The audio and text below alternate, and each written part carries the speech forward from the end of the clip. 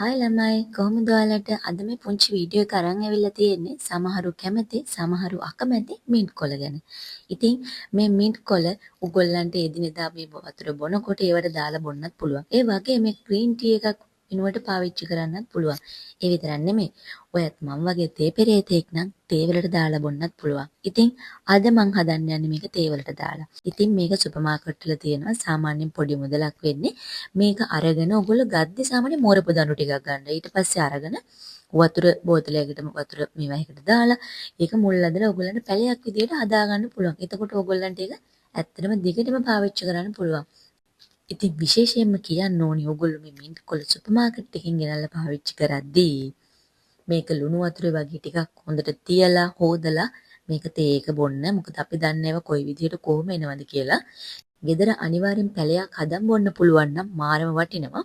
මේක ගොඩක් වෙලාවට ආහාර ජීර්ණය ස්ට්‍රෙස් එකට ඒ වගේම සාමාන්‍යයෙන් හැම පැහැපත් වීමට මේ වගේ ගොඩක් දේවල් වලට ආය විතරක් නෙමෙයි මේ දේ දහණය වීමටත් මේක ගොඩක් හොඳ ඖෂධයක් විදිහට තමයි සැලකන්නේ. ඉතින් ඕගොල්ලෝ හොයලා බලන්න. මේකට ඇත්තටම ඉස්සර මාත් කැමති නෑ. හැබැයි දැන් මම මේ විදිහට තේ එක හදාගෙන මේක සතියට දෙපාරක් විතර බොනවා ළමයි. එක දිගට ගොඩාක් කල් කිසිම දෙයක් පාවිච්චි කරන්න එපා කියනවනේ.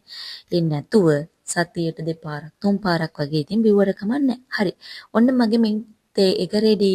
මම දැන් මේක බොන්නයි යන්නේ. ඕගොල්ලොත් මේක try කරලා බලන්න. අපි තවත් වීඩියෝ එකකින් ආයෙ හම්බෙමු.